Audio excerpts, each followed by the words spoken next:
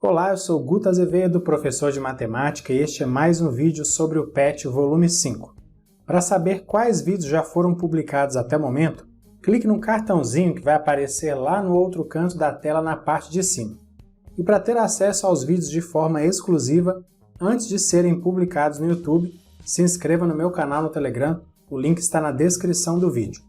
Além disso, na descrição também há links para você acessar o meu site e as minhas redes sociais, depois dá uma conferida. Neste vídeo vamos falar sobre as posições relativas de um plano e uma esfera. É um assunto bem tranquilo, é bem visual, e as atividades com cálculos que aparecem na apostila são também muito simples.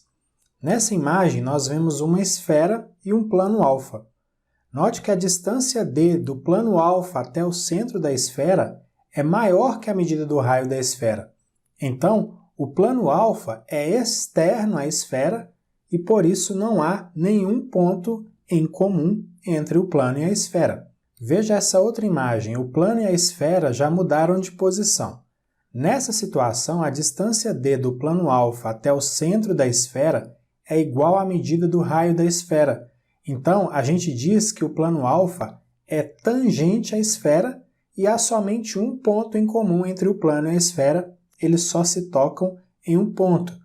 E veja agora essa última imagem, o plano e a esfera mudaram novamente de posição, dá para ver aí que o plano está atravessando a esfera.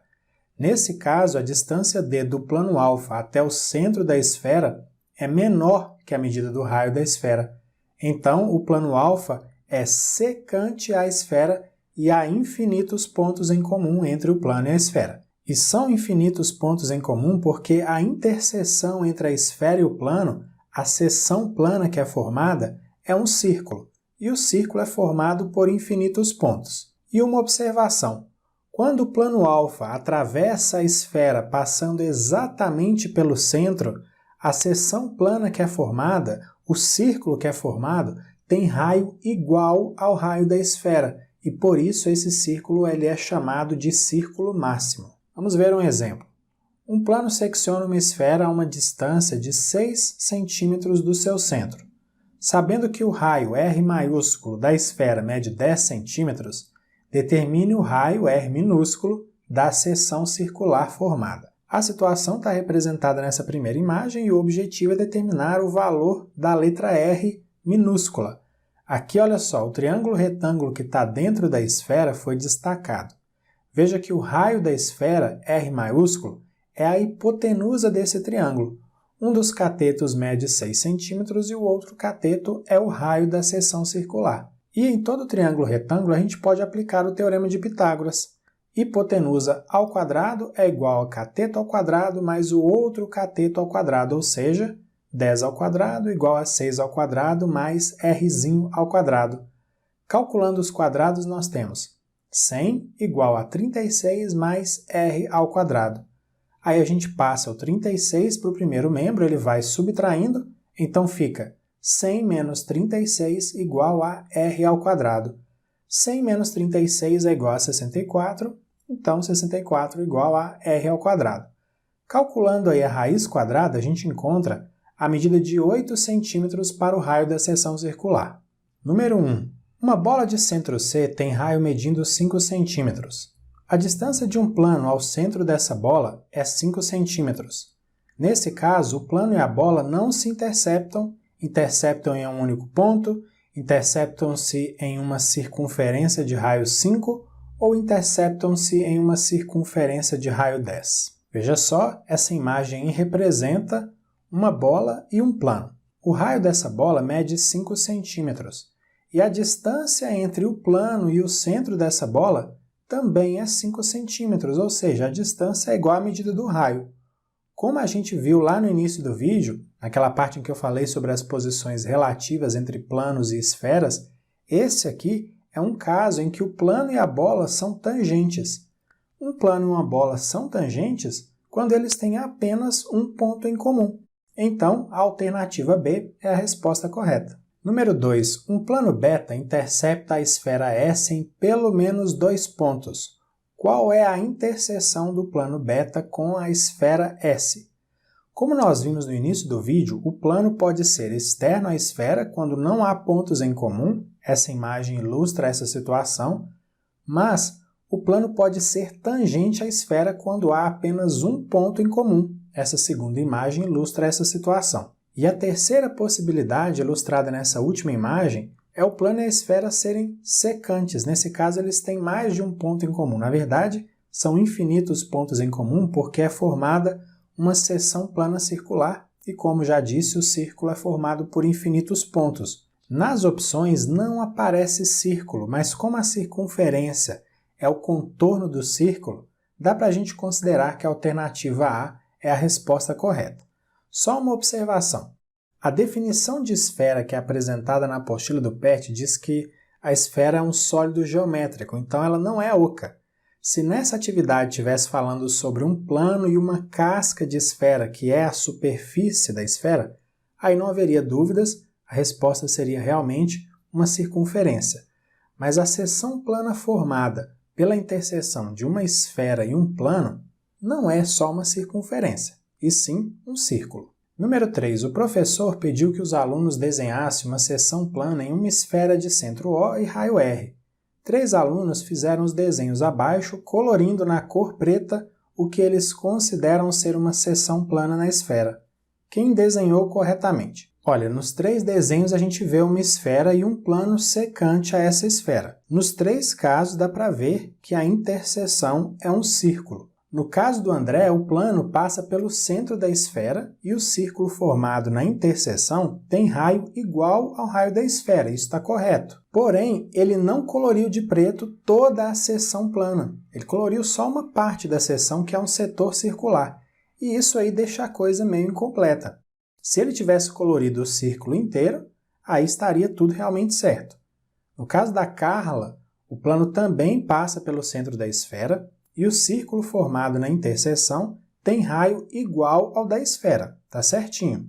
E ela coloriu o círculo inteirinho, não ficou faltando nenhuma parte, então tá tudo completo. No caso da Fernanda, o plano não passa pelo centro da esfera, mas isso não é um problema, e ela destacou que o círculo formado na interseção tem um raio R', que é diferente do raio da esfera. Está beleza.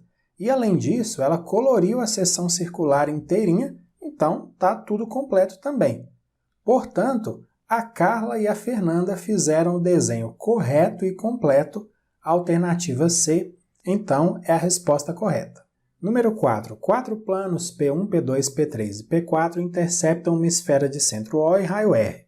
O quadro a seguir mostra as distâncias desses planos ao centro da esfera. Por exemplo, o plano P1, a distância dele até o centro da esfera é D1. A distância do plano P2 ao centro é D2, do plano P3 é D3 e do plano P4 é D4. Sabe-se que D1 é menor do que D2, que é menor do que D3, que é menor do que D4, que é menor do que R. A circunferência de menor raio resultante dessas interseções pertence então a qual plano? Para responder corretamente, eu vou usar uma ilustração que vai ajudar a gente a entender o que está acontecendo. Dá uma olhada aí nessa esfera. Imagina um plano secante a essa esfera passando exatamente pelo centro, então a distância do plano ao centro da esfera é 0.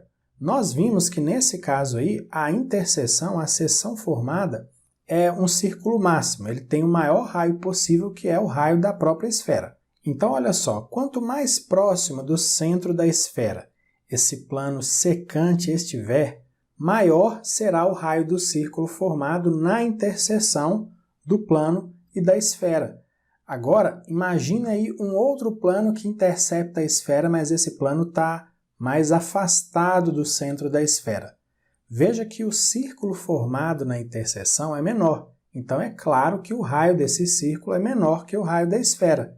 Então, de modo geral, quanto mais distante do centro da esfera o plano estiver, menor será o raio do círculo formado na interseção entre o plano e a esfera.